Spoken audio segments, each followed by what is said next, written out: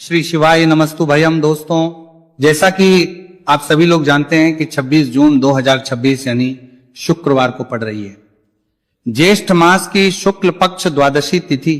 और दोस्तों, यह वह तिथि है जो ज्येष्ठ मास में पड़ने वाली सबसे बड़ी तिथि है, क्योंकि यह शुक्रवार के दिन पड़ रही है और इसका बहुत ही बड़ा और विशेष महत्व होता है।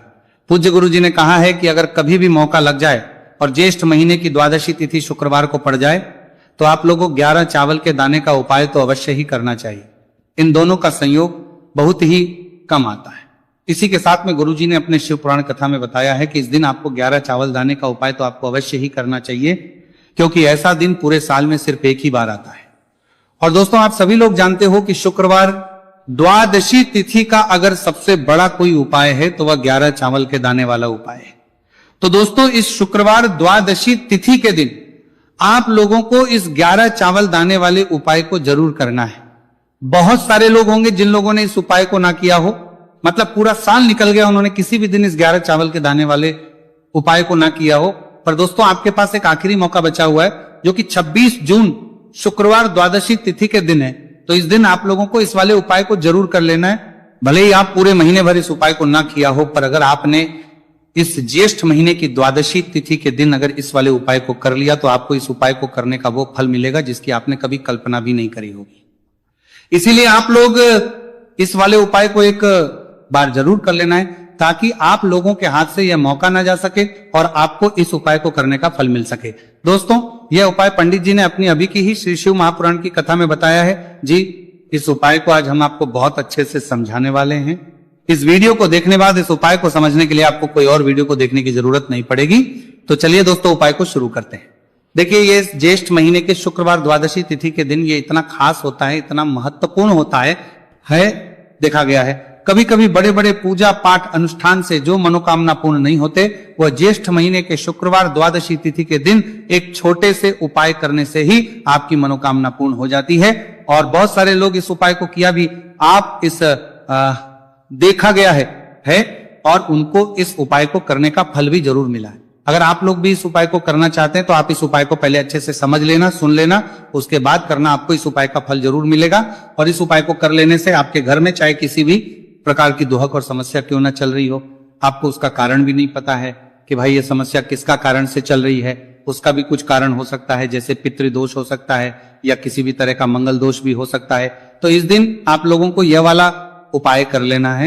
यह एक ऐसा उपाय है जिस उपाय को अगर किसी विशेष दिन पर किया जाए तो भाई उस विशेष दिन का जो है वह तो हमें मिलता ही मिलता है, पर हमने उस दिन पर इस उपाय को किया है तो हमें उससे भी बड़ा फल मिलता है, और फल बहुत जल्दी मिलता है, क्योंकि आप इस उपाय को बहुत ही बड़े और विशेष पर कर रहे हो। तो चलिए अब उपाय के बारे में बात करते हैं, लेकिन उससे पहले आप लोगों को यह जानना आवश्यक है कि आखिर ये उपाय किस समय करना है, किसको करना है और कैसे करना है। तो चलिए हम आगे आपको वीडियो में एक एक करके बता देते हैं। लेकिन उससे पहले, अगर आप लोग हमारे चैनल पर पहली बार आए हैं या फिर मेरी आवाज आज पहली बार सुन रहे हैं तो हमारे चैनल को सब्सक्राइब जरूर कर लेना, और इस वीडियो को करके कमेंट बॉक्स में श्री शिवाय नमस्तु भयम ओम नमः शिवाय जरूर टाइप कर देना। तो दोस्तों, इस 11 चावल के दाने वाले उपाय को हमें इस शुक्रवार द्वादशी तिथि के दिन कैसे करना है, किसको करना है, किस समय करना है और कहां पर करना है, ये सारे सवालों के जवाब आपको इस वीडियो में मिल जाएंगे। और जो ये वीडियो देखेगा भाई, उसको 11 चावल के दाने वाला उपाय जरूर करना चाहिए, क्योंकि इस दिन एक चावल के दाने का बहुत ही बड़ा और विशेष महत्व होता है। और जब बात आ जाए 11 चावल के दाने की तो ये सोने पर सुहागा वाली बात हो जाती है, और ये एक बहुत ही बड़ा उपाय हो जाता है इस शुक्रवार द्वादशी तिथि का। तो अब दोस्तों, इस 11 चावल के दाने वाले उपाय को आखिर करना किसको है, सबसे पहले हम लोग वो बात जान लेते हैं। तो देखो, घर की जो बड़ी माताएं बहनें होती हैं, उन माताओं बहनों में से कोई भी एक बड़ी माता बहन इस वाले उपाय कर सकती है। और दोस्तों, अगर आप चाहे तो अपने घर में से सभी सदस्यों को भी इस उपाय को करवा सकते हैं। अगर किसी व्यक्ति की खुद की कोई मनोकामना है, खुद की कोई दुख और परेशानी है जो कि वो अपने लिए ही करना चाहता है, इस वाले उपाय को तो वो खुद अपने लिए भी कर सकता है। बाकी अगर कोई घर में से ऐसा है जो कि अपने पूरे घर परिवार की सुख और शांति के लिए ये वाला उपाय करना चाहता है तो भाई वो भी कर सकता है, उसमें भी कोई दिक्कत वाली नहीं है। कहने का मतलब यह है कि इस उपाय को हर एक सदस्य भी कर सकता है, और पूरे घर परिवार के सदस्य के लिए घर की बड़ी माताओं बहनों में से कोई एक माता बहन भी कर सकती है। माताएं बहनें अगर घर में उपस्थित ना हो या वह ये वाला उपाय ना कर पा रही हो तो फिर घर का कोई बड़ा सदस्य भी इस 11 चावल के दाने वाले उपाय को कर सकता है, चाहे फिर वह पुरुष ही क्यों ना हो, उसमें कोई भी दिक्कत वाली बात नहीं है। अब दोस्तों इस 3 बल के दाने वाले उपाय को हमें करना कहां पर है? हमें इसे शिव जी के मंदिर में जाकर करना है। बहुत सारे लोग प्रश्न करते हैं हर एक उपाय को करते समय क्या हम इस उपाय को घर पर कर सकते हैं? तो इस वाले उपाय को आप घर पर नहीं कर सकते हो। इस वाले उपाय को करने के लिए आपको शिव जी के मंदिर ही जाना पड़ेगा।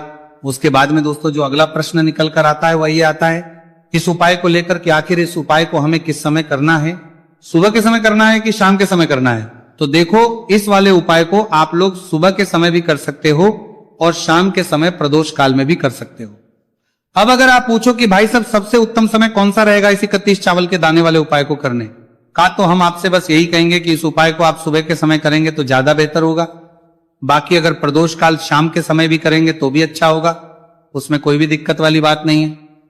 तो अब दोस्तों अगली सबसे बड़ी और महत्वपूर्ण बात आती है, वह ये आती है कि सुबह अगर हम उपाय को करेंगे तो हमें कितने बजे से लेकर कितने बजे तक के बीच में करना है, और शाम के समय प्रदोष काल में करेंगे तो हमें कितने बजे से लेकर कितने बजे के बीच में करना है। तो देखो सुबह जितनी जल्दी हो सके आप उपाय को करने की कोशिश करना। बाकी अगर किसी कारणवश लेट भी हो जाओ थी, देर भी हो जाए तो 10 या 11 बजे तक भी आप उपाय कर लेना, पर 12 बजे से ज्यादा देरी ना हो, ठीक है, इस बात का ध्यान रखना। उसके बाद में दोस्तों अगर शाम के समय प्रदोष काल की बात करें, प्रदोष काल का जो समय है होता है वह शाम के 6 बजे से शुरू हो जाता है। मतलब शाम के 6 बजे से लेकर 7 बजे के बीच का जो समय होता है यह समय प्रदोष काल का समय होता है। पर अभी जो मौसम चल रहा है इस मौसम में जो है शाम बहुत देरी से होती है, तो आप इस उपाय को 7 या 8 बजे के बीच में भी कर सकते हो।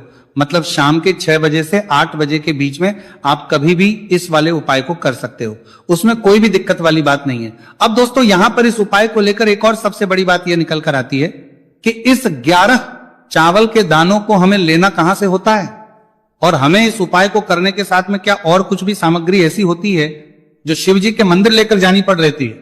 तो देखो यहां पर हम आपको बता दें, सबसे पहले आप लोग ये जान लो कि ये जो 3 चावल के दाने वाला उपाय है, सिर्फ और सिर्फ आप उपाय की सामग्री लेकर कभी भी शिव जी के मंदिर मत जाना, क्योंकि हमें भगवान के सामने यह नहीं दर्शा है कि अगर हम भगवान शिव जी के मंदिर आए हैं तो अपने फायदे के लिए आए हैं। तो इसीलिए जो भी पूजन सामग्री है, उपाय सामग्री है 11 चावल के दाने, इसके साथ में आपको पूजन सामग्री भी जरूर लेकर जाना है।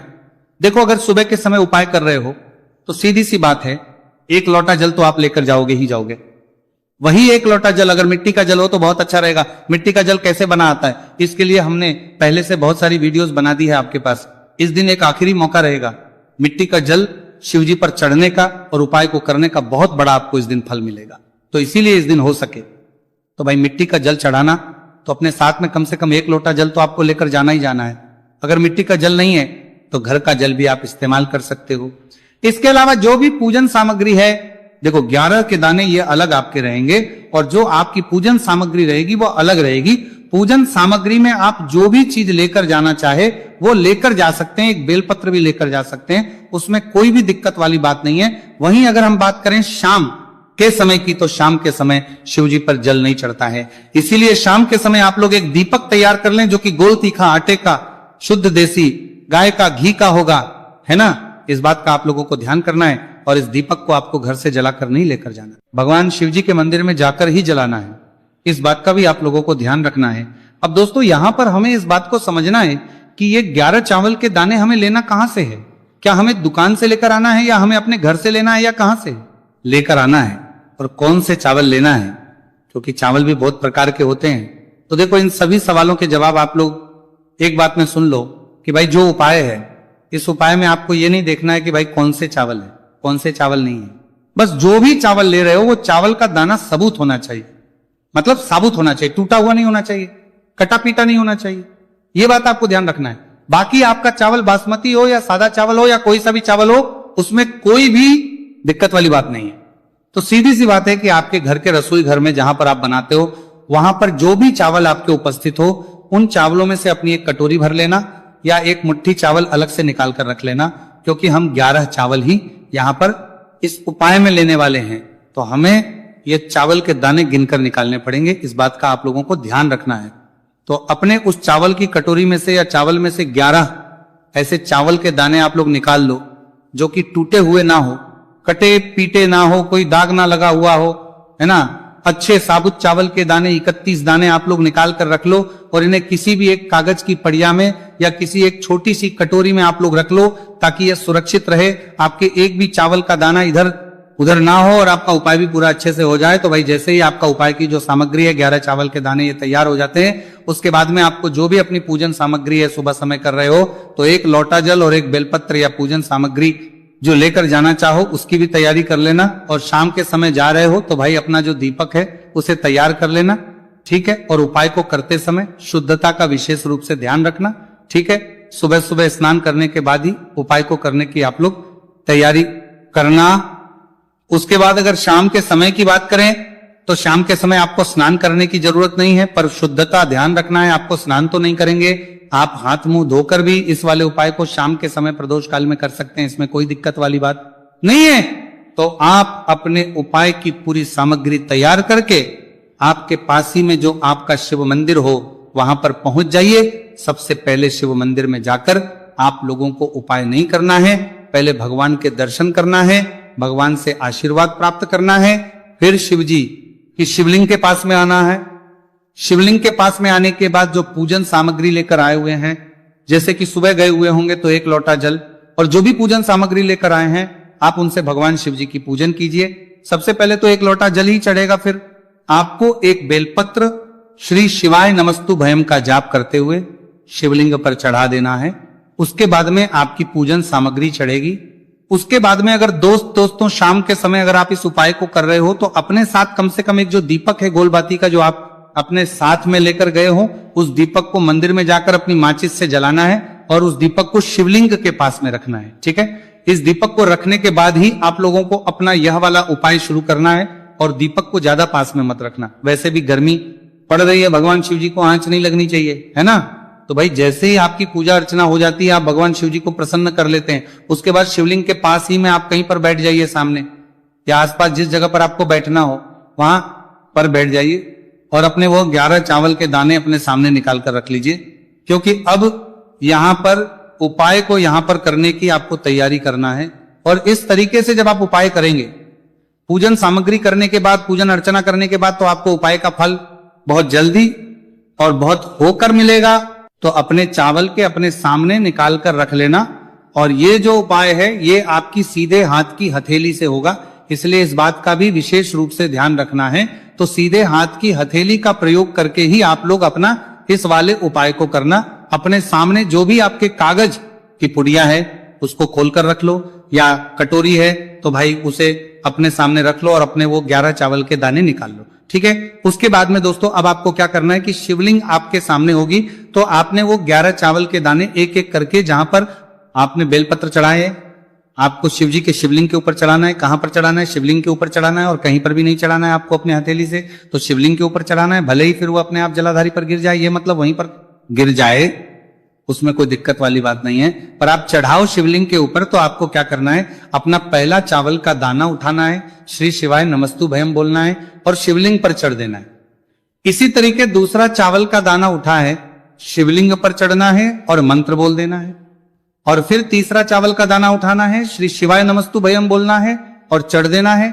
इसी प्रकार से आपको पूरे 11 चावल के दाने एक एक करके शिव जी के शिवलिंग के ऊपर चढ़ाना है और भगवान से प्रार्थना करते जाना है। मतलब प्रार्थना तो आपको आखिरी में करना है, पर हर एक चावल के दाने को चढ़ाते समय श्री शिवाय नमस्तु भयम जरूर बोलना है।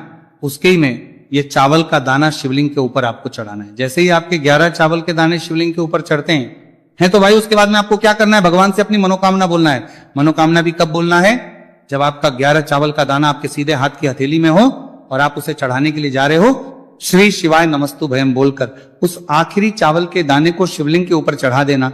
भगवान से फिर अपनी वो मनोकामना बोल देना जिस मनोकामना के लिए आप लोग अपना ये वाला उपाय कर रहे हो, जिस भी दुख और परेशानी के लिए आप लोग अपना ये वाला उपाय कर रहे हो, उसके बाद में जैसे ही आप अपनी मनोकामना बोल देते हो आपका ये वाला उपाय पूरा हो जाता है।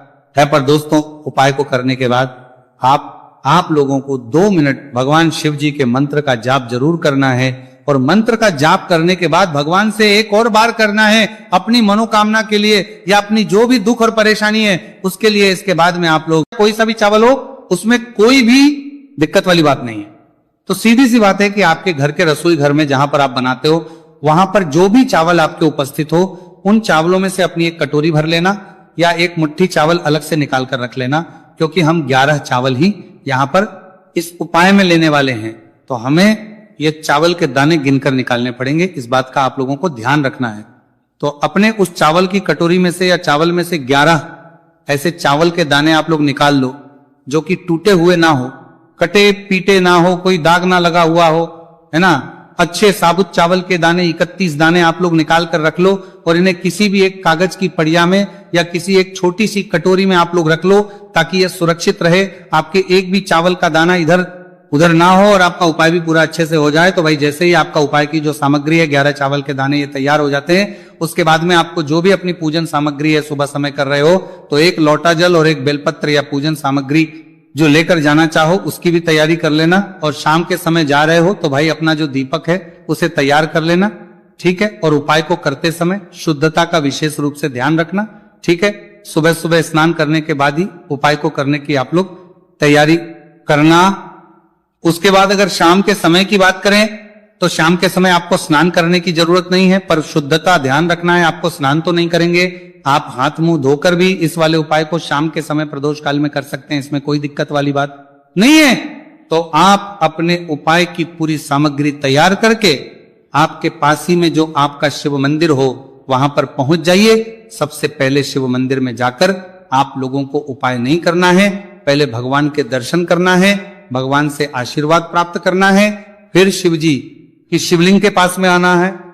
शिवलिंग के पास में आने के बाद जो पूजन सामग्री लेकर आए हुए हैं, जैसे कि सुबह गए हुए होंगे तो एक लोटा जल और जो भी पूजन सामग्री लेकर आए हैं आप उनसे भगवान शिव जी की पूजन कीजिए। सबसे पहले तो एक लोटा जल ही चढ़ेगा, फिर आपको एक बेलपत्र श्री शिवाय नमस्तु भयम का जाप करते हुए शिवलिंग पर चढ़ा देना है। उसके बाद में आपकी पूजन सामग्री चढ़ेगी। उसके बाद में अगर दोस्तों शाम के समय अगर आप इस उपाय को कर रहे हो तो अपने साथ कम से कम एक जो दीपक है गोलबाती का जो आप अपने साथ में लेकर गए हो उस दीपक को मंदिर में जाकर अपनी माचिस से जलाना है और उस दीपक को शिवलिंग के पास में रखना है, ठीक है। इस दीपक को रखने के बाद ही आप लोगों को अपना यह वाला उपाय शुरू करना है और दीपक को ज्यादा पास में मत रखना। वैसे भी गर्मी पड़ रही है, भगवान शिव जी को आंच नहीं लगनी चाहिए, है ना। तो भाई जैसे ही आपकी पूजा अर्चना हो जाती है आप भगवान शिव जी को प्रसन्न कर लेते हैं, उसके बाद शिवलिंग के पास ही में आप कहीं पर बैठ जाइए, सामने या आसपास जिस जगह पर आपको बैठना हो वहां पर बैठ जाइए और अपने वो 11 चावल के दाने अपने सामने निकाल कर रख लीजिए, क्योंकि अब यहां पर उपाय को यहां पर करने की आपको तैयारी करना है। और इस तरीके से जब आप उपाय करेंगे, पूजन सामग्री करने के बाद, पूजन अर्चना करने के बाद, तो आपको उपाय का फल बहुत जल्दी और बहुत होकर मिलेगा। तो अपने चावल के अपने सामने निकाल कर रख लेना। और ये जो उपाय है ये आपकी सीधे हाथ की हथेली से होगा, इसलिए इस बात का भी विशेष रूप से ध्यान रखना है। तो सीधे हाथ की